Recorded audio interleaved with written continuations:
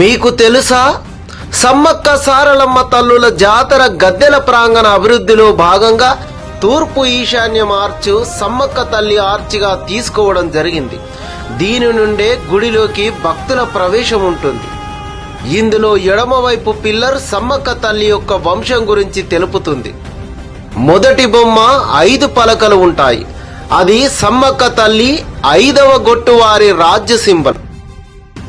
రెండవది, పూర్వకాలంలో కోయలు ఏ వంశం చెందిన వారు, ఏ గొట్టు, గోత్రం అని గుర్తుపట్టడం కోసం నుదుటి బొట్టు పెట్టుకునే వారి త్రిశూలం పోలిన ఈ గుర్తు సమ్మక్క తల్లి వంశం నుదుటి బొట్టు. మూడవ సింబల్ 5 నిలువు గీతలు.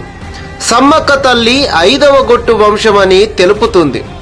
4వ సింబల్ నక్షత్రం గుర్తు. సమ్మక్క తల్లి నక్షత్ర రూపంలో ఉంటుంది ఆకాశంలో అని భావిస్తారు కోయలు.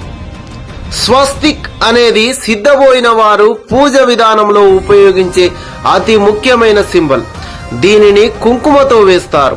దాని అర్థం భూమి తన చుట్టూ తాను కుడి నుండి ఎడమకు తిరుగుతుంది. 9 గ్రహాలు కూడా కుడి నుండి ఎడమకు తిరుగుతాయి. సముద్రంలో గాని నీటిలో గాని సుడిగుండం కుడి నుండి ఎడమకు తిరుగుతుంది. సుడిగాలి కుడి నుండి ఎడమకు తిరుగుతుంది. వృక్షాల తీగలు కుడి నుండి ఎడమకు తిరుగుతాయి. ఇలా ప్రకృతి సిద్ధాంతంలో ప్రతి కదలిక కుడి నుండి ఎడమకు ఉంటుంది. కాబట్టి ప్రకృతిని దైవంగా ఆరాధించే సింబల్ గా స్వస్తిక్ని దైవంగా కొలుస్తారు. ఇది బయటి సమాజం ఎడమ నుండి కుడికి వాడే సాధారణ స్వస్తిక్ కాదు.